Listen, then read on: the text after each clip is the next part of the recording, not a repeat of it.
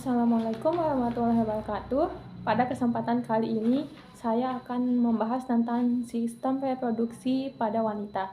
Sebelumnya, apa sih sistem reproduksi pada wanita itu? Sistem reproduksi pada wanita adalah sistem biologis yang terdiri dari organ dan jaringan yang digunakan untuk reproduksi pada wanita. Sistem reproduksi pada wanita itu terdiri dari dua, yaitu sistem genitalia eksternal dan internal. Pertama-tama di sini saya akan membahas tentang sistem reproduksi wanita eksternal. Apa sih sistem reproduksi wanita eksternal? Sistem reproduksi wanita eksternal yaitu sistem reproduksi pada wanita yang dilihat dari luar. Sistem reproduksi genitalia eksternal itu terdiri dari beberapa bagian. Yang pertama itu mons pubis. Mons pubis merupakan tempat tumbuhnya bulu halus. Lalu selanjutnya itu klitoris. Setelah klitoris terdapat labia mayor, yaitu lapisan tebal yang berada di luar. Sedangkan labia minor, lapisan tipis yang berada di dalam. Selanjutnya terdapat uretra. Di sini anus, bagian yang menghubungkan antara vagina dan anus disebut perineum. Di dalam genitalia eksternal itu terdapat dua kelenjar. Yang pertama itu kelenjar Bartholin yang terdapat di sekitar vagina yang berfungsi untuk melumasi vagina. Yang kedua itu ada kelenjar Skene yang terdapat di sekitar uretra yang berfungsi untuk melumasi uretra. Selanjutnya kita akan membahas tentang genitalia internal. Apa sih genitalia internal itu?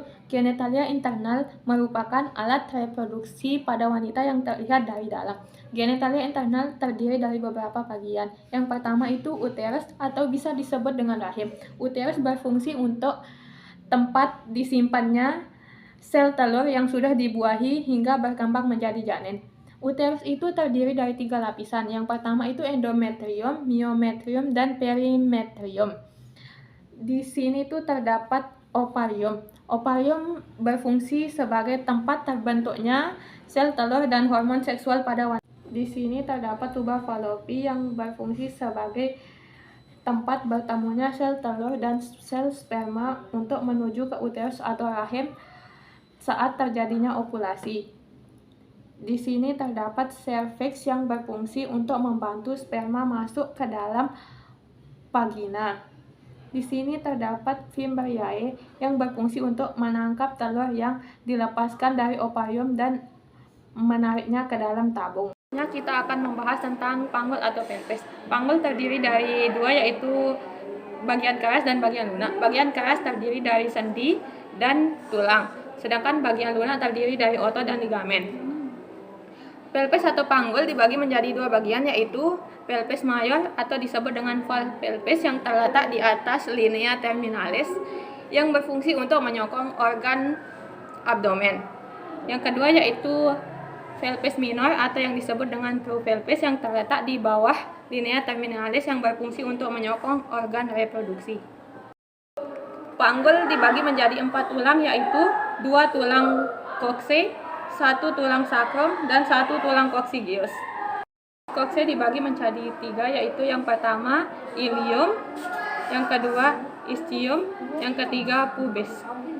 Os ilium terdiri dari beberapa bagian, yaitu yang pertama crista iliaca, yang menonjol disebut dengan spina iliaca anterior superior, yang di bawahnya disebut dengan spina iliaca anterior inferior, yang di bagian belakang disebut dengan spina iliaca posterior superior, dan yang menonjol di bagian bawah disebut dengan spina iliaca posterior inferior.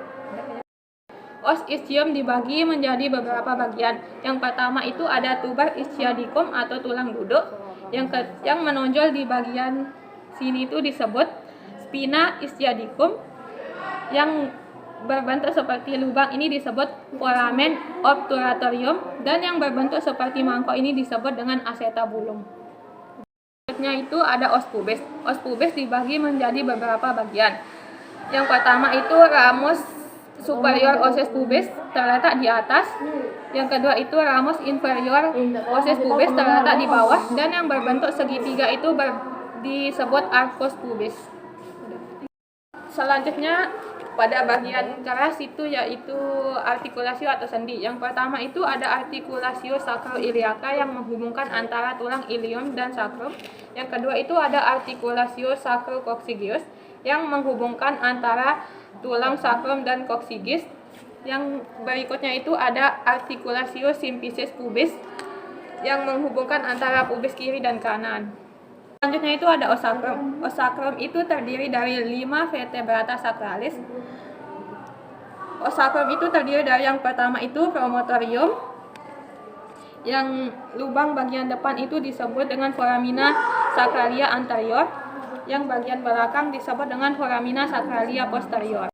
Selanjutnya itu ada tulang coccygeus yang terdiri dari 3 sampai 5 ruas tulang. Selanjutnya kita akan membahas tentang otot atau muskulus. Yang pertama itu muskulus yang terdapat di sekitar vagina itu disebut dengan musculus sphincter ani.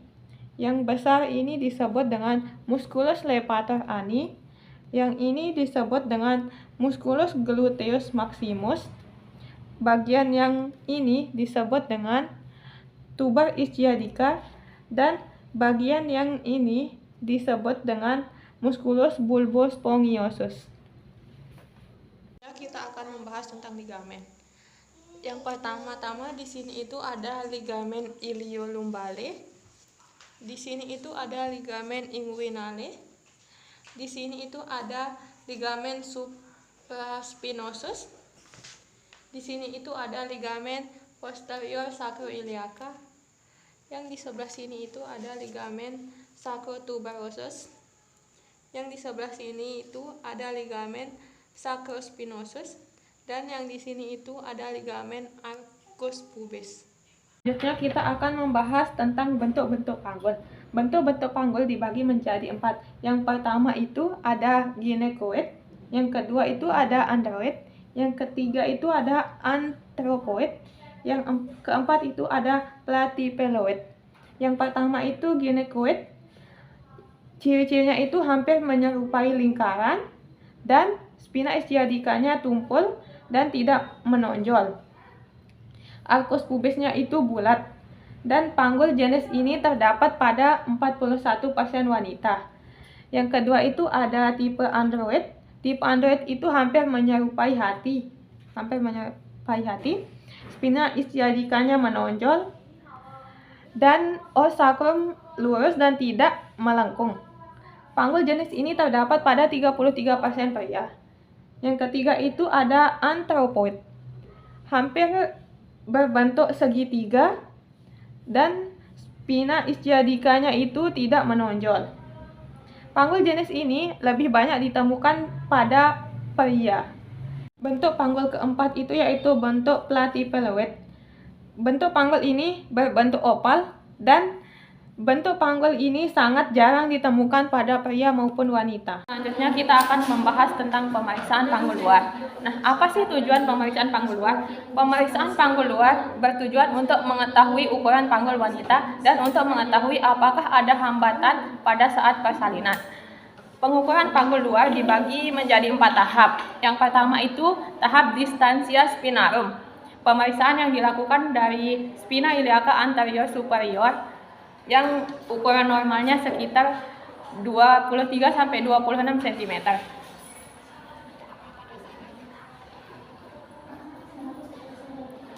Tahap yang kedua yaitu distansia cristarum, yang pemeriksaannya dilakukan dari crista iliaca dextra dan sinistra, yang ukuran normalnya 26 sampai 29 cm.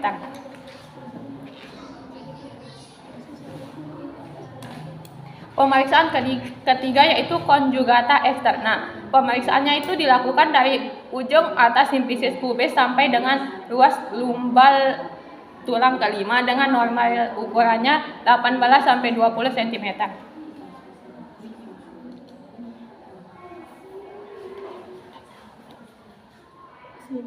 Pemeriksaan tahap keempat yaitu pemeriksaan lingkar panggul, dilakukan dari symphysis pubis ke crista iliaca, ke ruas lumbal kelima, kembali ke crista iliaca sampai dengan pubis. Ukuran normalnya itu 80 sampai 90 cm.